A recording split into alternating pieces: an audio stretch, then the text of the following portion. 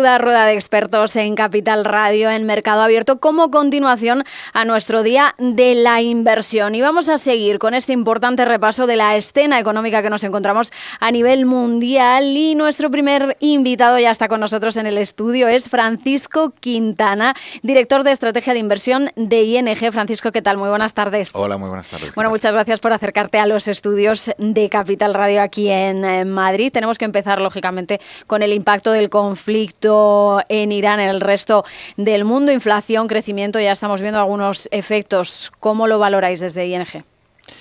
Bueno, ya ha pasado desgraciadamente a la ventana de oportunidad en la cual el conflicto se iba sin dejar ninguna cicatriz en la economía mundial, que ese era el escenario más optimista que teníamos todas las casas de inversión cuando empezó.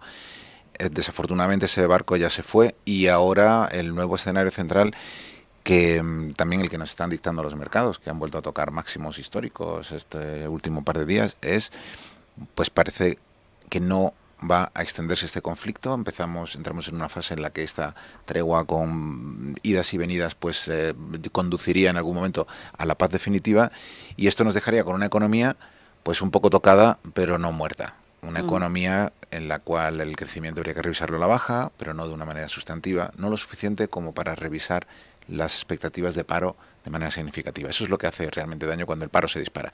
Sí que dejaría cicatriz en la inflación, unas cuantas décimas, ya empieza a ser algo más serio, y por lo tanto, por extensión, sí que dejaría cicatriz en las perspectivas acerca de los bancos centrales. Entonces, un daño, diría yo, moderado. Podría haber sido peor, pero algo se va a notar, sí. Justamente por eso te queríamos preguntar también, bancos centrales, nos has dado ahí la clave. ¿Qué diferentes tareas tienen ahora mismo por delante Banco Central Europeo y Reserva Federal? No sé si la escena para ambos es la misma o hay diferencias importantes entre ambos organismos en cuanto a afrontar esta situación. Bueno, la diferencia es el punto de partida. La economía norteamericana ha navegado los últimos años con bastante más fuerza que la europea. Y sin embargo, la europea, estamos viendo en el Banco Central un convencimiento mayor, una actitud mucho más negativa y proactiva respecto a la inflación. Se les ve en su lenguaje, en las comunicaciones, que filtran también en los pasillos de Frankfurt a nuestros equipos que están allí. Hay una preocupación por evitar los errores de la última crisis inflacionaria, de la guerra de Ucrania, y de que nadie les pueda acusar de actuar tarde. De hecho, fueron, insisto, sorprendentemente proactivos para un banco central. Cuando llegó la crisis, en menos de 2 semanas fueron capaces de actualizar sus escenarios macroeconómicos, que es algo que normalmente tarda más de un mes, y los escenarios que salieron de aquel análisis eran extremadamente severos. Incluso hoy, en el que ya han publicado el Banco de España, el Fondo Monetario Internacional o todos los grandes bancos, el Banco Central Europeo sigue siendo el que tiene el posicionamiento más negativo respecto al impacto que esta crisis va a tener en Europa. Parecen estar muy preocupados y están dispuestos a actuar. Entonces, en parte, es su función. Siendo tan agresivos, ayudan a anclar las expectativas de inflación. Ayudan a que las empresas y las familias digan, bueno, esta inflación no puede durar mucho porque este Banco Central está muy motivado y nos va a subir los tipos de interés hasta que nos mate si fuera necesario, ¿no? Entonces, la actitud, insisto, está siendo más de mayor agresividad por parte del Banco Central Europeo, a pesar de que empieza con una economía mucho más débil, que en teoría habría que cuidar más. 3, 4 subidas de tipos de interés en Europa pueden hacer mucho más daño que en Estados Unidos, que aunque está enfriándose un poquito, sigue siendo una economía mucho más dinámica, con crecimientos del 2-3%, es el triple de lo que está creciendo Europa ahora mismo. El campo de batalla está en Irán, pero el campo de batalla de Donald Trump con la Fed ha sido ese acoso y derribo a Jerome Powell para bajar tipos. Ahora el sucesor, que es Kevin Warsh, a partir de mayo. Por cierto, que Trump amenazaba con despedir incluso a Powell o tomar otro tipo de acciones si no se iba en el mes de mayo. Tampoco creo que tenga muchas ganas de seguirse quedando con esta presión que ha sufrido. Kevin Warsh, el próximo sustituto, el candidato a sustituir a Powell, que todavía no ha sido ratificado por el Senado, tiene una importante tarea por delante, que es la de pues mantener la estabilidad económica, la estabilidad de precios en Estados Unidos. Y entendemos que un poco contentar a Donald Trump, porque al fin y al cabo pues es la misma escena que nos hemos encontrado con Powell. Le nombró él al propio Powell, a Warsh lo ha nombrado Trump, ya incluso bromeaba, espero que me obedezca y cosas de esas, ¿no? pero claro, la inflación va a subir precisamente pues por lo que nos comentabas, ¿no? Y por lo que todos ya sabemos, por un conflicto que ha iniciado el propio Trump. Tela la tarea que tiene, ¿no?, por delante Kevin Walsh. Sí, complicada, pero la lectura positiva de todo lo que está pasando este último año con la presión tan enorme de Trump a Jerome Powell y a la Reserva Federal es que la institución ha demostrado la solidez de su diseño.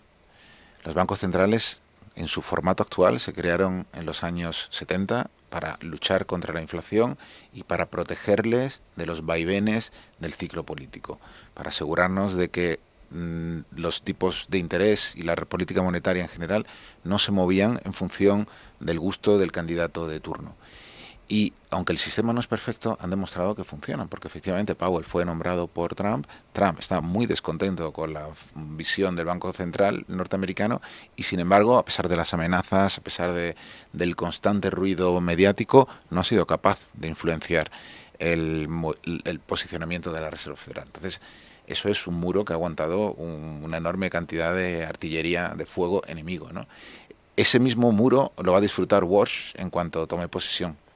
Es verdad que partimos de la creencia de que le debe a Trump el favor, digamos, de que como que tiene que devolver el favor de que le hayan puesto ahí, pero va a estar protegido por ese muro, va a tener un mandato que supera con mucho al mandato que le queda a Donald Trump, y los banqueros centrales saben que lo que hagan va a tener una marca. Todavía se estudian los errores de política monetaria de los años 70 o de los años 90, se les pone el nombre del banquero central que estaba allí en el momento del error, y te aseguro que Walsh no va a querer que su apellido le dé nombre a un error. Entonces yo tengo la confianza de que vamos a ver un banco central suficientemente independiente. No vamos a ver a una marioneta, a un títere del gobierno norteamericano. Además, claro, a tener en cuenta, lo decíamos también con Powell, no es el único que vota. Entonces, bueno, le puedes presionar mucho, pero el organismo tiene ahí a varios gobernadores de distinto signo, digamos, y con su distinta visión. Ahora no hablamos de otra cosa que no sea el conflicto, pero tenemos que volver a hablar de inteligencia artificial, porque se hablaba y mucho en los últimos meses de esa posible burbuja muy temida, y ahora ya parece que todo eso se nos ha olvidado. ¿Dónde queda todo eso, Francisco? ¿Cómo lo veis desde ING? Efectivamente había burbuja, se ha demostrado que no, los temores eran infundados, ¿hay algo de realidad en todo ello? Cuéntanos. A ver, no creo que es algo como una burbuja que tiene siempre un aspecto psicológico que demostrado que es falso o es verdadero, pero sin duda el mercado ha dado una buena corrección desde que empezó el año. El año empezó con una especie de optimismo cauteloso, es decir, las perspectivas económicas eran buenas, las perspectivas de beneficios empresariales eran buenas, en particular para el sector de la tecnología, pero había un pero muy grande, que estaban enormemente caras. Esos beneficios que se supone que iban a generar en 2026 y en 2027 ya los habíamos pagado con antelación. Entonces había una sensación de desconfianza, de esto puede fallar en cualquier momento, y los inversores estaban muy nerviosos. Lo que ha ocurrido desde entonces es que ha caído con fuerza el sector tecnológico, más que otros. Y sin embargo, se da la paradoja de que las perspectivas de cuánto dinero van a ganar estas empresas han crecido. Estamos hablando de aumentos esperados este año en Estados Unidos para este sector de superiores al 40%. Cuando a eso le añades que los precios de estas empresas han caído, lo que tenemos es que de repente vuelven a estar a precios razonables. Ya no es la locura que tanta tensión generaba que estuvimos viendo en la segunda parte del año pasado. Entonces ahora tenemos empresas a las que este conflicto no ha afectado en sus perspectivas y cuyo precio se ha ajustado bastante. Sigue estando, ahora ha vuelto de nuevo a ser, en la última actualización que hemos hecho mirando el mercado, el consenso de mercado, volvemos a ver a la tecnología aparecer entre los favoritos de las casas de inversión, precisamente por esto. Bueno, pues precisamente quizás lo que ha conseguido estos temores y estas caídas es separar un poco el grano de la paja, y que quizás nos quedemos con los nombres que lo pueden hacer mejor. Ya se decía, ¿no?, en el principio, aquí de repente cuando hay esta euforia se suman muchos actores y luego esto no es que se desinfle del todo, sino que se queda realmente las compañías que aportan valor. Francisco Quintana desde ING, muchísimas gracias por estar con nosotros en Capital Radio. Ha sido un placer. En un mundo acelerado, el tiempo se ha convertido en el bien más exclusivo. El lujo ya no es lo que tienes, sino el tiempo que inviertes en lo que te define. Bienvenido a Unicaja Banca Privada.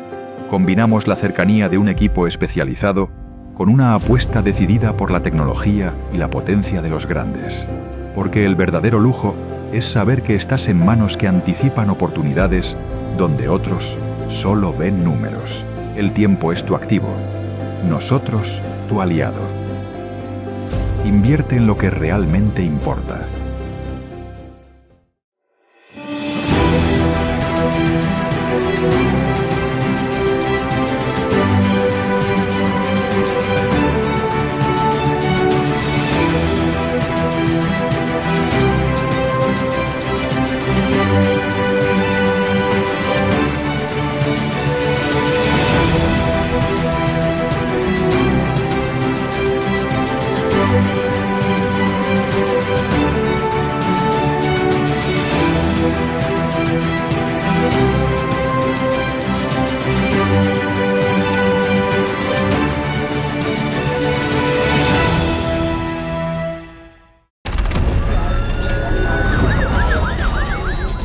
Hoy en día invertir puede parecer complicado y todo el mundo cree saber cómo hacerlo. Si quieres jugar como los mejores, tienes que hacer que tu dinero trabaje por ti.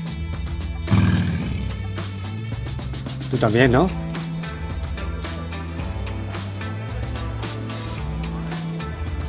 Invierte como imaginas.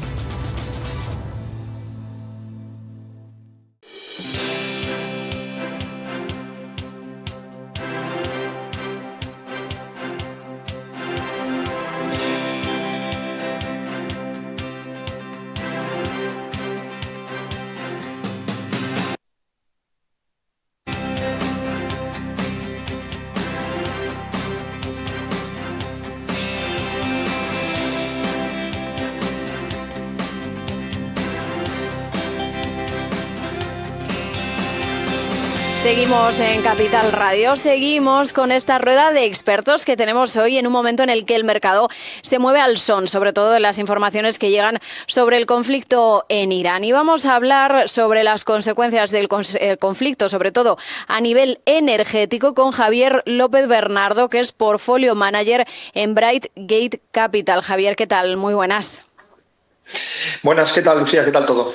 Bueno, pues muchísimas gracias, lo primero, por atendernos aquí en Capital Radio. Le recordamos que esta rueda de expertos, esta ronda de expertos, es continuación de nuestro Día de la Inversión de Capital Radio, que pueden volver a escuchar en nuestra web capitalradio.es. Bueno, pues Javier, decíamos, consecuencias energéticas, sobre todo, de este conflicto, y es que el estrecho de Hormuz sigue prácticamente cerrado a efectos. Siguen las negociaciones, eso sí, por ejemplo, Francia y Reino Unido han organizado una conferencia para tratar de restablecer el tráfico, pero pues no pasan apenas barcos ahora mismo. ¿En qué punto está la situación a nivel energético? ¿Cuáles son las consecuencias de este shock que vemos ahora mismo? Bueno, la situación ahora mismo, Lucía, está en una situación delicada, de acuerdo, con independencia de cómo vayan las negociaciones, si va a haber negociaciones y todo eso, que evidentemente pues no tengo ni idea, ¿no? Al igual que el resto de la gente, yo creo que además es una situación muy fluida. Pero para dar a la gente un poco de perspectiva histórica, el shock energético actual es el mayor de la historia, ¿de acuerdo? Y no solo es el mayor de la historia por un pequeño margen, es el mayor de la historia por un margen salvaje. Es mucho más grande que el embargo de los árabes de principios de la década de los 70, más que el impacto que hubo entre la guerra de Irán-Irak en 1980 y muchísimo más, por supuesto, que la pequeña disrupción que tuvimos en el año 2022 como consecuencia de la guerra de Ucrania, que al final se normalizó rápidamente, ¿no? Ahora mismo, para darte una idea, hay unos 13 millones de barriles de petróleo al día de campos que están cerrados en Oriente Medio, ¿de acuerdo? Representan aproximadamente el 12% de la oferta mundial de petróleo, ¿de acuerdo? Y son 13 millones de barriles al día que están dejándose de producir. Porque si se produjesen y fuesen a unos inventarios que tengan los países del Golfo Pérsico, ¿no? Y luego, una vez que ya se acabe el conflicto, pues vienen los barcos y esos inventarios de repente los vacían de golpe, pues eso todavía tendrían un pase. Pero estos son inventarios de petróleo que se han perdido ya para siempre. Se han dejado de producir. Y cada día que pasa, los árabes han tenido, los saudíes han tenido la ventaja de poder una gran parte de su producción poderla sacar por el Mar Rojo. En teoría, el oleoducto ese tiene una capacidad de 7 millones de barriles, está funcionando ahora mismo en unos 4 millones de barriles, o sea, todavía está funcionando por debajo de la capacidad, ¿no? Pero es un impacto absolutamente gigantesco, ¿no? Lo que se estarán preguntando ahora los oyentes es cómo puede ser que un impacto gigantesco pues haya tenido de momento un impacto en los precios de la energía, entre comillas, tan limitado. Es verdad que el petróleo ha subido, pues desde unos $70 el barril, el Brent, a unos $100, que es donde está el precio del futuro, que luego podemos comentar un poco la diferencia entre unos precios y otros. Ha sido una subida significativa, pero no tan grande como lo que uno podría esperar, ¿no? La diferencia respecto a la crisis del 2022 es que esta vez por el volumen de inventarios globales que había en el sistema era relativamente elevado, ¿de acuerdo? Eran más de 8.000 millones de barriles. Esos son los inventarios totales que hay por el mundo, ¿de acuerdo? Entonces, bueno, en un mes básicamente nos hemos comido 300 millones de esos inventarios, ¿de acuerdo? Y ahora esas caídas se van a empezar a acelerar, ¿de acuerdo? Nos hemos comido primero los inventarios que estaban, lo que se llama inventarios en tránsito, en flote, son los inventarios más caros de mantener, y ahora, una vez que esos inventarios ya nos los hemos comido, vamos a empezar a comernos los inventarios que ya están, entre comillas, en tierra firme, que se llaman onshore, ¿de acuerdo? Y eso está pasando según hablamos. Entonces, bueno, se tiene que dar prisa, ¿de acuerdo? O sea, tener ahora titulares como que el periodo de alto el fuego para que las negociaciones alarguen otras 2 semanas no son buenos titulares, porque en estas otras 2 semanas, si son 14 días, son otros 200 millones de barriles de los inventarios que van a caer, ¿no? Entonces empiezan a ser números gigantescos, y vamos a empezar a ver ya en Europa, ya lo estamos a acentuar más, racionamientos de petróleo, empezando en esta semana y la siguiente, tal y como hemos estado viviendo en Asia, ¿de acuerdo? Si la situación se alargase, ya con esto para acabar, para que la gente se dé cuenta de cómo el sistema es un sistema que funciona lento, si la guerra se acaba hoy y todo se reabre, ¿de acuerdo? Para poder, bueno, hay unos petroleros dentro del estrecho de Hormuz, que esos ya podrían salir porque están cargados y llevar petróleo del mundo, pero eso sería la primera oleada. Hasta que lleguen otros barcos otra vez con más petróleo al sistema, ¿de acuerdo? Vivimos el impacto inverso. Tienen que llegar petróleos vacíos al Golfo Pérsico, que ahora mismo no hay muchos por la zona, y después tienen que cargar, que son otros 2 o 3 días, y luego tienen que pasar otros 30 días desde que llegan desde el Golfo Pérsico a Europa. Con lo cual, incluso si el estrecho se reabriese ahora, vamos a tener, como dicen los ingleses, un air pocket, una especie ahí de vacío, de acuerdo, en el que vamos a estar sin petróleo otro mes, aunque las situaciones se resolviesen, ¿no? Pero a medio plazo, para que los precios del petróleo se normalizasen rápidamente, no importa tanto esta pequeña disrupción temporal que acabo de comentar, sino que los campos de petróleo del Golfo Pérsico pues puedan volver a producir cuanto antes. Y para eso es necesario que los inventarios del Golfo Pérsico se vacíen cuanto antes. Sin duda, cifras que marean, Javier, y que efectivamente muy buena explicación de por qué no estamos viendo esas graves consecuencias del shock, que ya es el más severo de toda la historia. Entonces, todo esto, Javier, da un poquito de miedo, pero ¿cómo se va a transmitir al resto de cadena económica? La primera consecuencia visible, sin duda, siempre la inflación, ¿no? Sí, aquí las consecuencias de segundo grado son muy difíciles al final de estimar, ¿no? No solo el petróleo está afectado, la cadena de gas natural en mucha menor medida también está afectada, porque el 20% de gas natural licuado también viene del Golfo Pérsico. Es verdad que el gas es un comercio mucho más regional, ¿de acuerdo? Con lo cual, aunque un 20% de gas natural licuado suene con mucho, el porcentaje que tiene de gas licuado sobre el total de las necesidades de gas de la economía mundial es mucho más reducido, ¿de acuerdo? Pero bueno, es un impacto. Y luego está el impacto de los fertilizantes, el impacto en el aluminio. Hay también bastantes refinerías de aluminio en el Golfo Pérsico, porque al final fabricar aluminio es un trozo de energía, es lo que es el aluminio, es la parte más cara del proceso. Y luego materias primas mucho más pequeñas, como pueden ser el helio, el azufre, pero que son necesarias también en otras partes de la cadena de producción, ¿no? Uno de los impactos más importantes que hemos visto a corto plazo en Asia ha sido toda la cadena de los plásticos del polietileno, ¿no? Muchas de los fabricantes de plásticos en Asia dependen del nafta. El nafta es uno de los productos derivados del petróleo que hace falta para producir plásticos, ¿no? Y el plástico sí que es una cadena, es una industria que está en cualquier cosa que tocamos, ¿de acuerdo? Desde las típicas botellas de agua, ¿de acuerdo?, a toda la industria alimenticia, a la cadena de valor de la automoción, ¿de acuerdo? Y hay muchas de estas industrias que están cerrando en Asia. Los precios de los plásticos ya han subido mucho, ¿de acuerdo? Con lo cual, si lo comparamos respecto a la crisis del 2022, es muy difícil al final hacer una comparación de manzanas con manzanas, ¿no? Pero uno debería esperar que los impactos deberían ser mucho más profundos de lo que fue la crisis anterior, ¿no? La mayoría de los organismos internacionales están todavía manejando unas expectativas de inflación que en mi opinión son exageradamente optimistas. Es verdad que también creo que es la manera correcta de tratarlo, en el sentido de tampoco puedes generar pánico, porque eso al final cambias las expectativas de la inflación. Las expectativas de inflación acaban alimentando los niveles de inflación actuales, pero incluso en bancos de inversión y gente que en teoría tienen un papel mucho más independiente están revisando la inflación para este año en unos pocos puntos básicos, ¿no? Cuando a mi modo de ver me parece que es todavía pues, una lectura muy, muy optimista, más aún cuando sabemos que el conflicto no ha acabado ni mucho menos, ¿no? El estrecho pues sigue cerrado.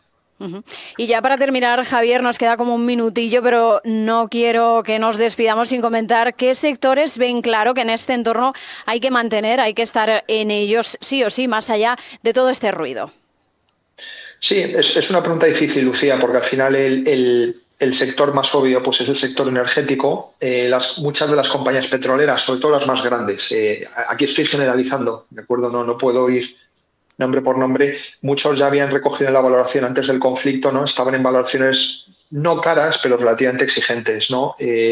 Entonces, al final, aunque haya sectores pues que están obviamente beneficiados, los otros sectores pueden ser, pues por ejemplo, productoras de gas natural licuado en Estados Unidos, ¿no? Empresas de fabricación de fertilizantes, ¿no? Hay que ir caso por caso, ¿no? Porque muchos de estos sectores probablemente hayan recogido todo este impacto que estamos viviendo y las valoraciones lo hayan ya recogido en el precio. Entonces hay que ir caso por caso para saber qué está descontado en el precio y qué no. Pues un entorno sin duda complicado y que, como vemos, pues parece que el conflicto al menos se va a lastrar y sobre todo esas consecuencias. Javier López Bernardo desde Brightgate Capital, muchísimas gracias por estar en esta ronda de expertos en Capital Radio. Gracias a ti, Lucía. En un mundo acelerado, el tiempo se ha convertido en el bien más exclusivo. El lujo ya no es lo que tienes, sino el tiempo que inviertes en lo que te define. Bienvenido a Unicaja Banca Privada. Combinamos la cercanía de un equipo especializado con una apuesta decidida por la tecnología y la potencia de los grandes.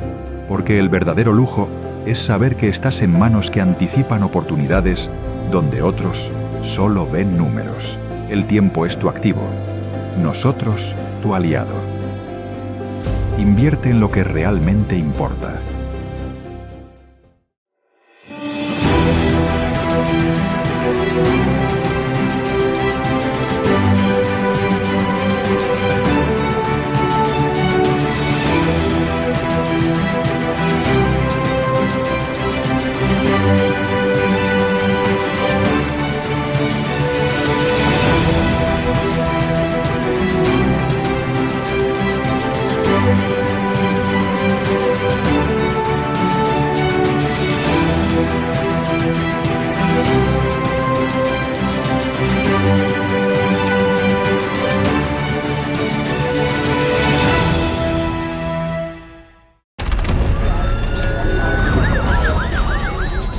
Hoy en día invertir puede parecer complicado.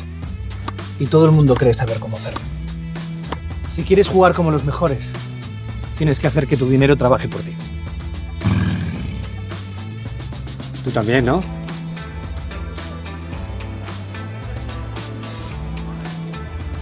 Invierte como imaginas.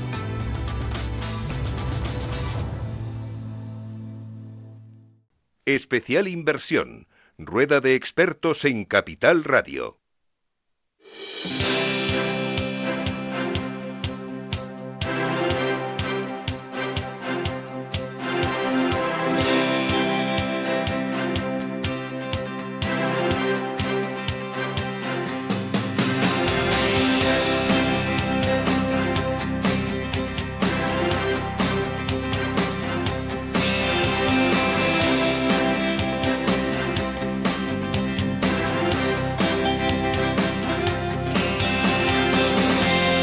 Pues seguimos en Capital Radio, seguimos en directo con esta rueda de expertos, continuación de nuestro día de la inversión, y es momento de saludar a Daniel Lacalle, economista jefe de Tresis Gestión. Daniel, ¿qué tal? Muy buenas tardes.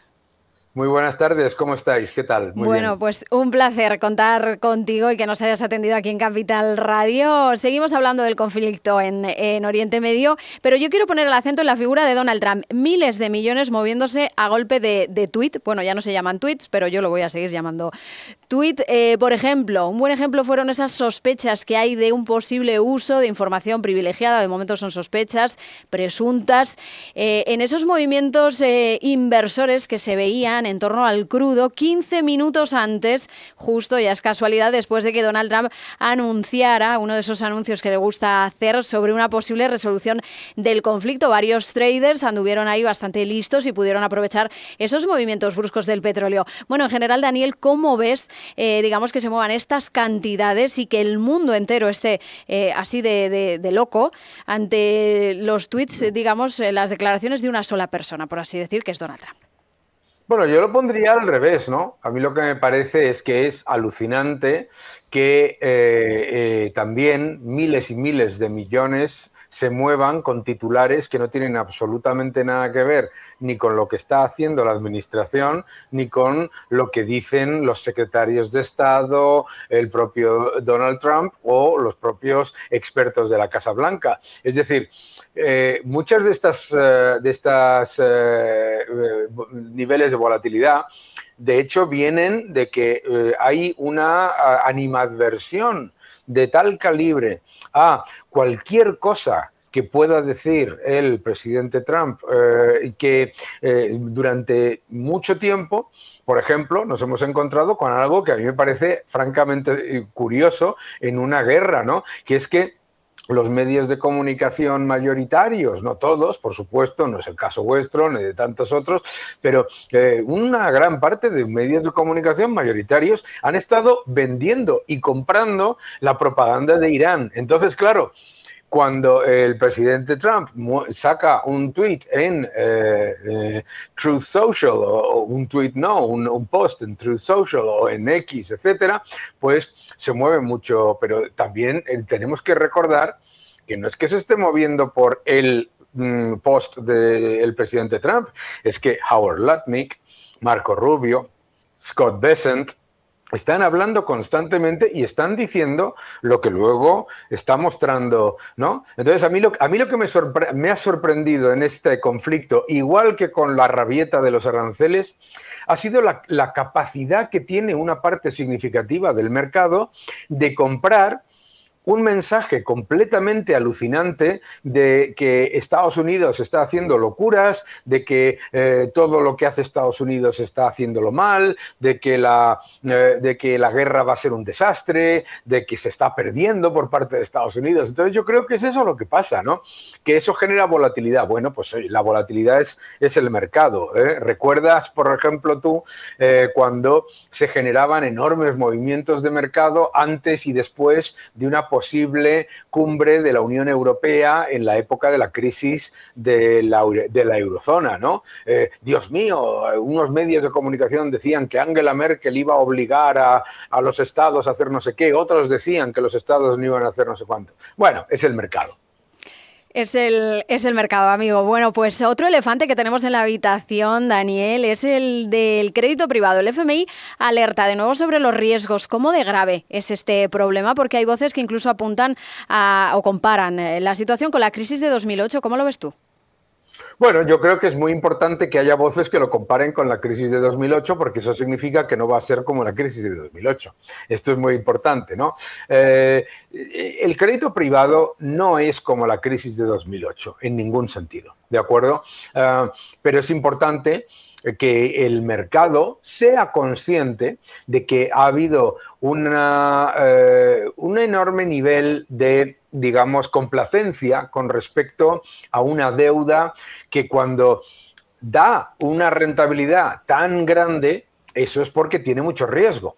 Eso yo creo que es algo que ya deberíamos empezar en el mercado y en todos lados a entender. Si un bono te da un 11, un 12% de rentabilidad, ese bono obviamente no es un bono de bajo riesgo, no es una inversión de bajo riesgo. Y por lo tanto, como está acotado a un tipo de inversor muy específico y a un tipo de inversión muy específica, el riesgo de que se convierta en un problema como el de 2008 también es mucho menor. Eso no significa que no exista el problema, eso significa que es una maravilla que por fin, en vez de negar el problema, estemos escuchando en los mercados, en los medios de comunicación y en el entorno en general, y por lo tanto, al escucharse y al hablarse de ese riesgo, el sistema financiero ya está tomando las medidas para mitigarlo. Entonces,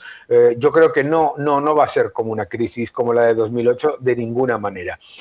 Si recuerdas bien, yo la recuerdo perfectamente, la crisis de 2008 vino por un nivel de complacencia absoluto, que era el siguiente, que era el negar el problema, hasta tal punto que a mí particularmente, a mí me llamaron terrorista financiero por hablar del problema que era mucho más allá del problema de, por ejemplo, las hipotecas subprime, sino que era un problema de una exposición extremadamente agresiva a un inmobiliario que hoy en día no es un problema igual, y lo mismo ocurre con la deuda privada. Por lo tanto, es un problema que obviamente le va a afectar a los inversores que tomaron ese riesgo esperando que rentabilidades de ese calibre no tuvieran tanto riesgo, y por supuesto pues que el mecanismo de conexión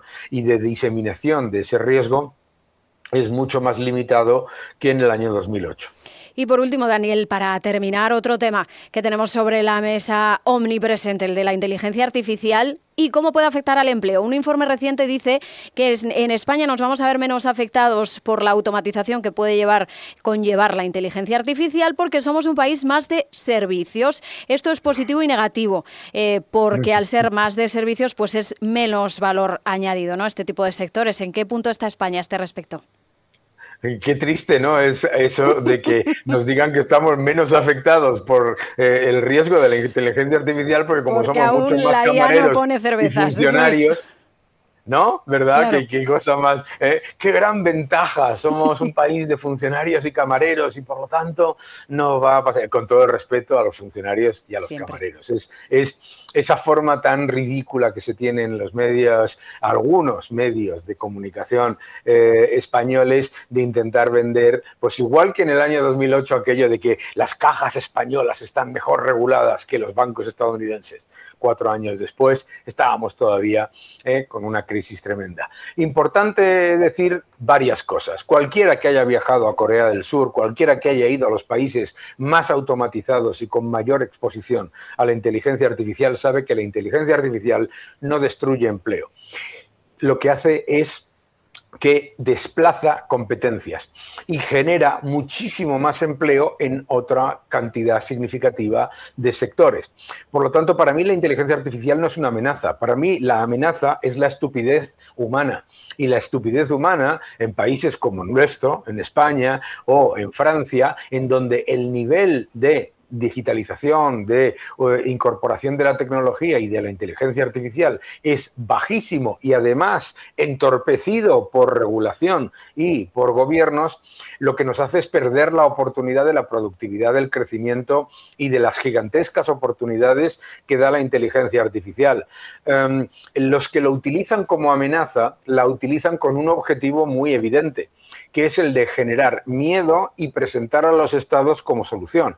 No tiene ningún sentido. Si vamos a los países en donde más robotización, más uso de la tecnología y más implementación de la inteligencia artificial hay en el mundo, vemos que tienen mucho menos paro que el cohete en donde nos dicen que vivimos, mucho menos paro que la media de los países de la Unión Europea, pero también es muy importante recordar que tienen mucho menos paro en los trabajos que se denominan de bajo valor añadido o de baja remuneración, no sé cómo lo quieren, o de baja cualificación. En realidad no me gusta ninguna de esas tres definiciones, en los trabajos menos remunerados. ¿Por qué? Porque la inteligencia artificial, al contrario que otras revoluciones tecnológicas, es una revolución tecnológica en la que no se requiere de una formación reglada previa. Y en los países que te comento, los de Asia, en donde se implementa para absolutamente todo, ves cómo son precisamente las personas de eso que llaman menor cualificación, las que más rápidamente se adaptan y lo hacen mejor en un entorno en el que la inteligencia artificial, vuelvo a repetir, desplaza competencias, pero no elimina empleos. Es decir, mi primer empleo lo hace este teléfono, gracias a Dios. Eso no significa, A, que yo no tenga empleo, B, que eso no haya creado centenares, miles de más empleos. Daniel Lacalle desde Tresis Gestión, mil gracias por estar en Capital Radio. Muchísimas gracias a todos. En un mundo acelerado, el tiempo se ha convertido en el bien más exclusivo. El lujo ya no es lo que tienes, sino el tiempo que inviertes en lo que te define. Bienvenido a Unicaja Banca Privada. Combinamos la cercanía de un equipo especializado con una apuesta decidida por la tecnología y la potencia de los grandes. Porque el verdadero lujo es saber que estás en manos que anticipan oportunidades donde otros solo ven números. El tiempo es tu activo, nosotros tu aliado. Invierte en lo que realmente importa.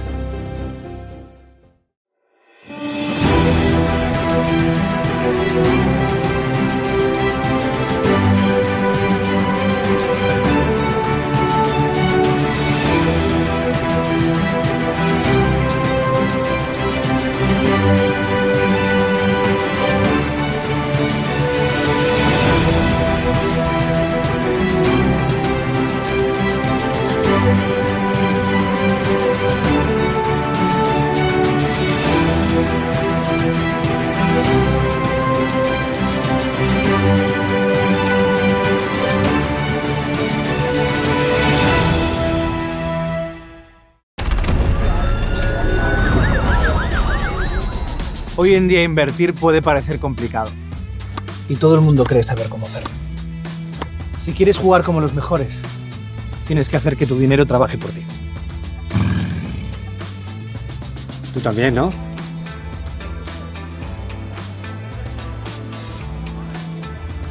Invierte como imaginas.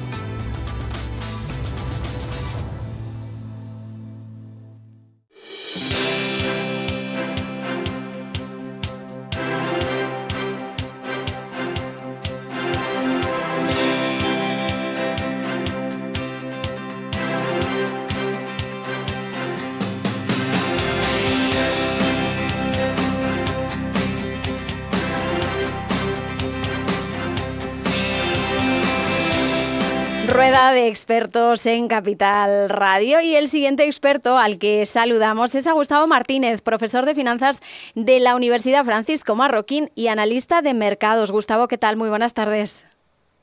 Pues muy bien, encantado de estar con vosotros y sobre todo ahora después de mi amigo Daniel Lacalle con bastante atención. Bueno, pues ¿qué nos están indicando, Gustavo, los últimos movimientos del oro y el dólar? Porque hay que destacar una noticia que hemos conocido en las últimas semanas. El equilibrio entre el oro y el dólar en las reservas de los bancos centrales está cambiando a nivel global. Durante décadas la divisa estadounidense ha dominado como principal activo de referencia, pero ahora el oro, el metal amarillo, lo ha superado. ¿Por qué? ¿Cómo se puede interpretar este equilibrio, este nuevo equilibrio que estamos viendo ahora mismo en el mercado, Gustavo? Bueno, queda por aclarar o matizar que lo que ha superado el oro son a los bonos americanos, que están denominados en dólares, pero que son vencimientos más largos que los propios vencimientos que tiene el dólar, que son, pues el propio billete es el intercambio en spot, ¿no? Todavía lo que es reservas en dólares, los bancos centrales tienen más reservas en dólares que tienen oro, pero sí que es cierto que el oro ha superado a los euros, por ejemplo, en cuanto a reservas mundiales. Te hablo ahora de memoria, pero igual la cantidad de reservas que tienen los bancos centrales acumulan entre un 20 y un 25%, el dólar todavía está en un 40%, pero lo más significativo es la tendencia, ¿no? La tendencia del dólar es a la baja y la tendencia del oro es al alza. Por cierto, este 25% de reservas en oro superan ampliamente ya al de los bonos americanos, que eso sí que es bastante significativo desde el punto de vista de lo que tú estás diciendo, ¿no? Que hay un claro paradigma en el cual se está cambiando la tendencia porque los bancos centrales han decidido que el oro es una herramienta altamente necesaria para este nuevo orden mundial, ¿no? También estamos muy pendientes del comportamiento de la energía. Lo hemos comentado durante este especial, que estamos ante el mayor shock energético de la historia. Empieza a haber miedo a la escasez que todavía no estamos viendo porque, según han comentado aquí los expertos, pues hemos tirado de reservas hasta ahora.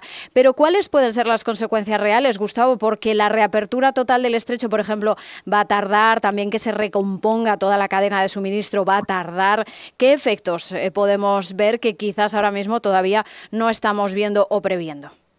Bueno, fíjate lo que has dicho, ¿no? Que podríamos estar ante una situación de shock de oferta bastante preocupante, pero que desde luego el miedo no está cotizado en el mercado, al menos si hacemos caso a lo que dicen los índices, pues estamos en máximos históricos y esto parece que va con otros, ¿no? Es decir, que tengamos un barril de petróleo que hoy concretamente está subiendo otro 3 y pico, 4% y se está más cerca de los $100, si no me equivoco, que de los 90, que es una bestialidad.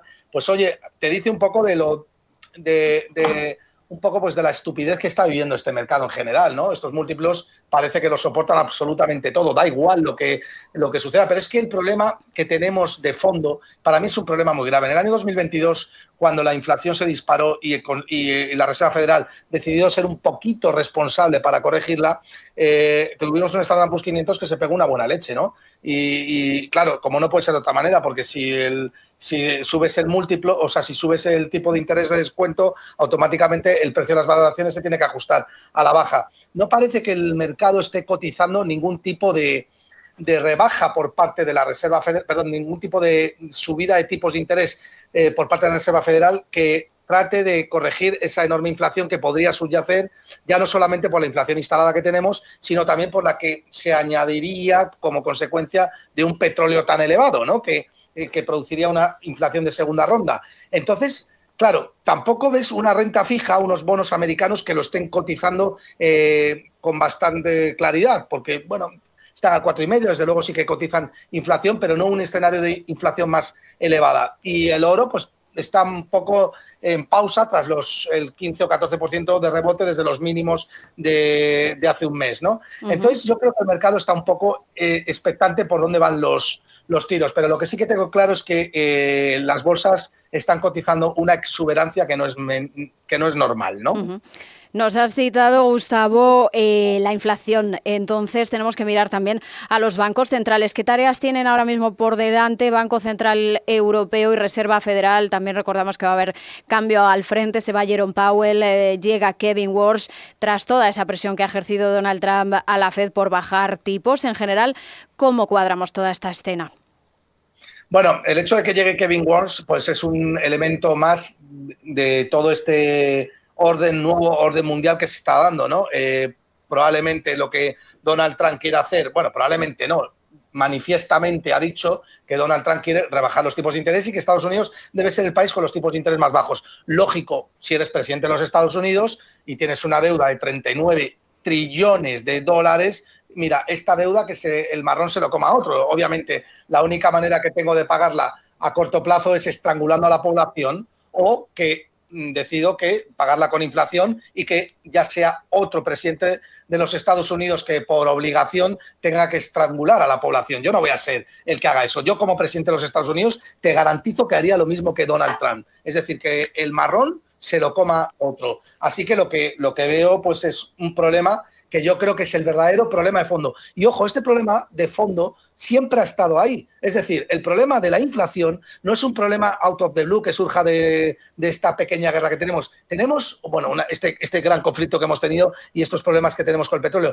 Esto viene desde el año 2020. Tenemos una inflación acumulada de más del 30% y la pérdida de poder adquisitivo es bestial, pero no la que nos dicen los datos, no la de la inflación que nos venden los estados. Yo me refiero a la inflación del desayuno a 8 euros. Me refiero a la inflación del joven que dice, ¿cómo me voy yo a vivir de alquiler si me está pidiendo 2.000 euros y gano 1.700? Esa es la inflación que padeces, la que sufres, la que te empobrece realmente, la que subyace después de tantos años de irresponsabilidad política. Contra esa inflación tiene que haber antídotos y tiene que haber elementos disruptivos que pongan en orden todo este garimatías, ¿no?, financiero, ¿no? Y eso es lo que vamos a vivir con total probabilidad, estoy seguro y no me equivoco, los próximos meses, incluso años, ¿no? Pues sí, sin duda muy importante esa idea de la inflación que nos afecta día a día a nuestro bolsillo. Gustavo Martínez, profesor de finanzas de la Universidad Francisco Marroquín y analista de mercados, mil gracias por estar en Capital Radio en esta rueda de expertos. Nada, muchas gracias a vosotros. En un mundo acelerado, el tiempo se ha convertido en el bien más exclusivo. El lujo ya no es lo que tienes, sino el tiempo que inviertes en lo que te define. Bienvenido a Unicaja Banca Privada. Combinamos la cercanía de un equipo especializado con una apuesta decidida por la tecnología y la potencia de los grandes. Porque el verdadero lujo es saber que estás en manos que anticipan oportunidades donde otros solo ven números. El tiempo es tu activo, nosotros tu aliado. Invierte en lo que realmente importa.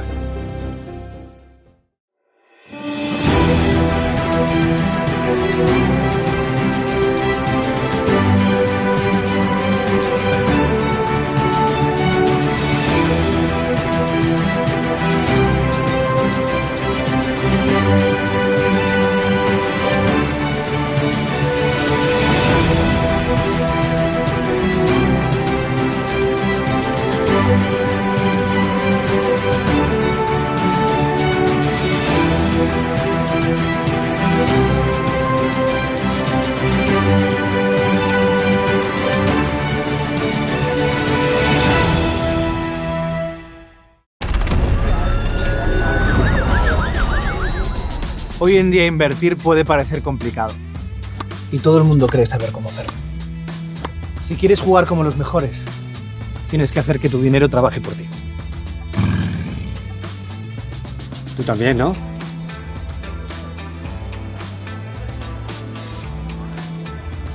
Invierte como imaginas.